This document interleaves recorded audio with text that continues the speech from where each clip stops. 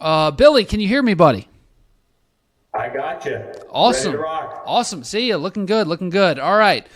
So let's get to it. Javien Toviano, 4-star defensive back, committed to LSU. No real shocker. It was kind of, foreseen. But he's a defensive back out of Arlington. He said LSU came in late in the process. So kind of give us the skinny. What did the Tigers do to seal the deal? They were genuine and they were relentless, and that was what his head coach Bob Wagner said out of Arlington Martin. And he's one of the better high school coaches around that you'll find. And he's dealt with a lot of big-time profile, high-profile recruitments, and Javien was just his latest. And talking with Javien afterwards, he said he knew he wanted to be at LSU after the Alabama game.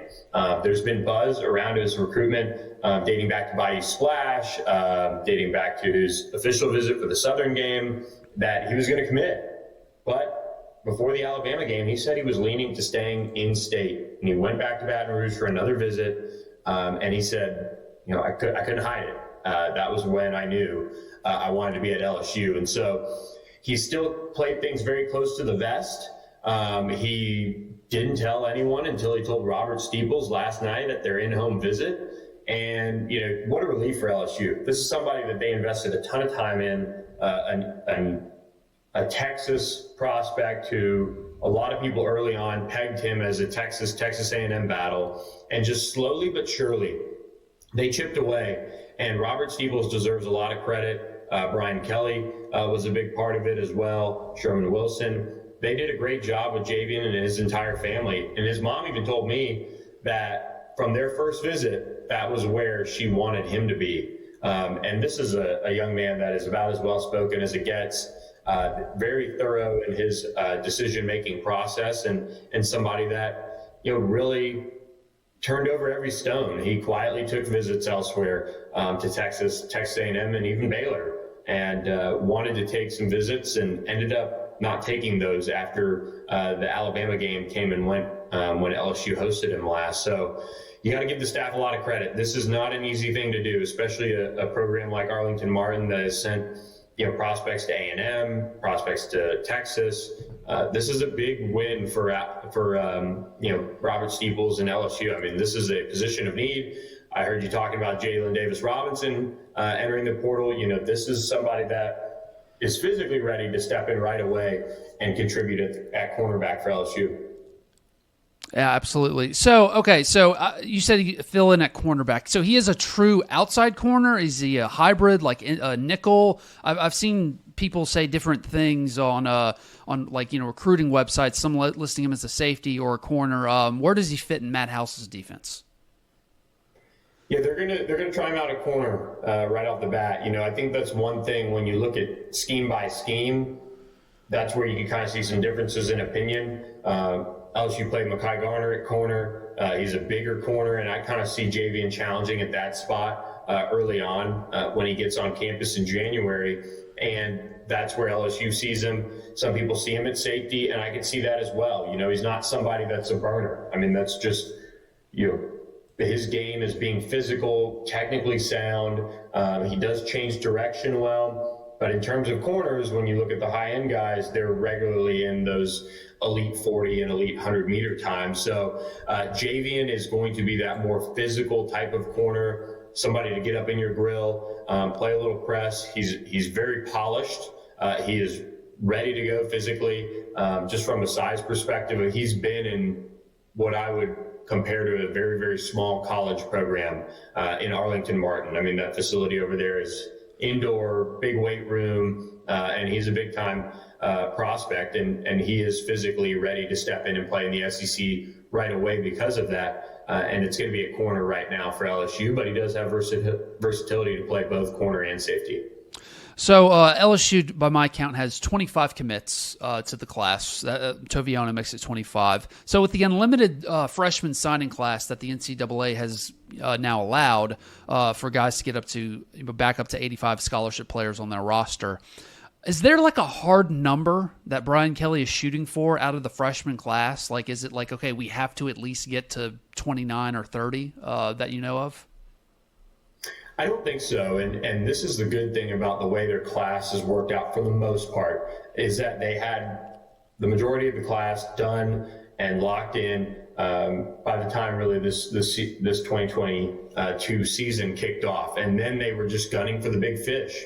They did offer Jackson McGowan late. They got him on Tuesday. That was a big pickup. He's somebody that'll factor in probably early on in the tight end room with just the depth of that position.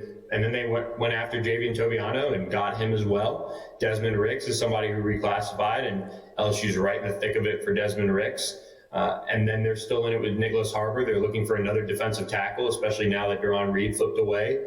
This is a class that has been, for the most part, fairly set in stone for a long time. And it has really kind of been viewed as let's go get the best available players now and round this thing out. So I don't think there's a hard number they want to get to. I don't see them necessarily reaching on some other players and dishing out some late offers, but they've done their due diligence in state, looking at some of the prospects that they probably could offer or move on. But I do think that this is a class that probably, just off the top of my head right now, ends up around 27, 28 commits and signees when it's all said and done. All right, you talked about Desmond Ricks. His last visit will be at LSU this weekend. He's been in LSU lean, according to some sites I've, on 3 and some predictions I've seen. Is LSU still in the lead after his visits to Bama and Florida? I think so, and I think there's some context that needs to be put in place with all of that too. Alabama and Florida both, recruited him hard and certainly made their big pitch when it comes down to NIL, when it comes down to playing time, when it comes down to their playing form, relationships. All of those things have allowed all 3 schools to get into the Final 3. And LSU has probably done the best job recruiting him and has a plan to get him on the field early on. And from what I've heard, NIL is going to be a factor here. And this is where LSU's getting the last visit should be that final touches on landing Desmond Ricks. Because I do think LSU leads. Everything has to come together for that to happen, though. You can't make promises and, let's just say, not pick up on those promises and finish them out. So when it comes to the NIL equation, that's something that, whoever's organizing that to help out with Desmond Ricks has to be on the ball, because this is a family that is well researched in this process. He's been a very high profile athlete for a long, long time. They've been waiting for this moment. I do think they want him at LSU, but at the end of the day, it still has to make sense when everything comes together. And so that's where this official visit should be that final, okay, we came back through, everything looks great, let's go announce on December 22nd and go where we want to go, which I think right now is LSU. All right, I'll give you a quick question about Denver Harris. He was on campus yesterday. Do you have any word on maybe how the meeting went at all? Yeah, I think things went well there. And it's kind of like an official visit. Very rarely do you hear of things going poorly when everyone is trying to be on their best behavior and impress, both from the LSU side and from the prospect side. There have been very few instances where it doesn't end up like that. So I've heard the meeting went well. I don't see anything happening right away. I think LSU is turning their final bit of energy back toward the early signing period and the prospects that'll be on campus this weekend. They'll have Desmond Ricks, they'll have Isaac Smith, and they just picked up Javien Toviano as well. So I think we're in a waiting game on this one, but I did hear things went well with Denver Harris. All right, let's get to some of y'all's questions. Be sure to put in hashtag Ask Billy, and I'll read them out. All right, Ask Billy, how likely is that LSU lands Isaac Smith? I think they sit in a good spot, and I thought that before just tragic passing of Mike Leach. I mean, it's just awful in so many ways. We lost a really, really good coach in this industry and one of the good guys out there. And Zach Arnett takes over for him. So there isn't necessarily going to be, in terms of the recruitment, a ton of change in what Isaac Smith is looking at in terms of why he had Mississippi State up near the top for him. But I think him having the last visit set for LSU, and I was talking with my colleague Shay Dixon about this, whenever you see prospects leave a home state and there's let's say a hot button challenger who looks like they're going to get said player out of the state, they normally always get that last official visit. And that's what LSU has right now. This is a highly contested prospect out of Mississippi that both in-state schools really, really want. And Mississippi State, hosted him earlier this month as well. And I would imagine they're going to make it hard on him to leave, but at the same time, it looks like it's trending towards LSU, which is a big position of need. Jalen Davis-Robinson leaving, he was at corner, but physically he probably could have played some safety too. And Matthew Langlaw's recovering from his injury. They lose Jay Ward. They've got some things to certainly clean up in the secondary, and Isaac Smith would be a big piece to that. Okay, ask Billy.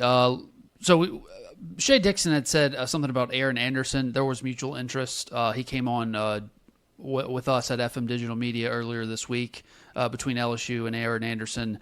But other Louisiana natives in the portal, and that's something Brian Kelly's talked about.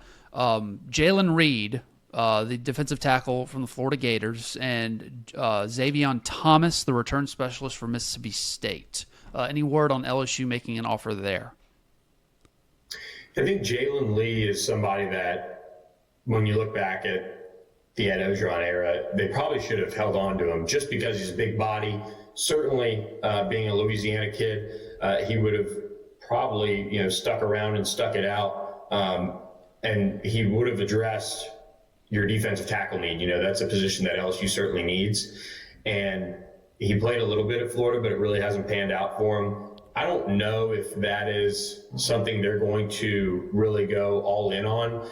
I think it will kind of depend on how some of the other transfer targets they have at defensive tackle pan out. They're going to have at least one coming in this weekend for an official visit. And then on the Javien Thomas side of things, that's one where, look, LSU was probably his rumored destination when he entered the portal, but this is why you kind of stay patient and you want to go through your process, is because if you take somebody within hours of them hitting the portal, you haven't really gotten the chance to sit down and talk with them. You haven't really understood where they're at in their career and what their goals are. And so that's why I think it's the right decision to kind of wait and see sometimes. Hey, let's schedule a visit next week and kind of see where the dust settles.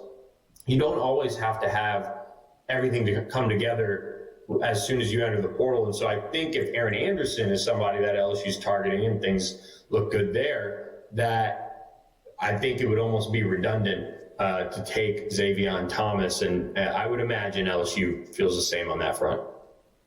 He's Billy Embody on 3 Sports. Check him out on Twitter at Billy Embody. Billy, sorry for all the technical difficulties. We got it all sorted out. You've been coming on my show since, I was doing it in my living room or in my closet, and you stuck with me, man, and I appreciate it. Thanks for coming on again. No, thanks for having me, Nick. And look, I'm in my living room right now, so some things don't change. There you go. Staying old school. Take care, Billy. Good seeing you.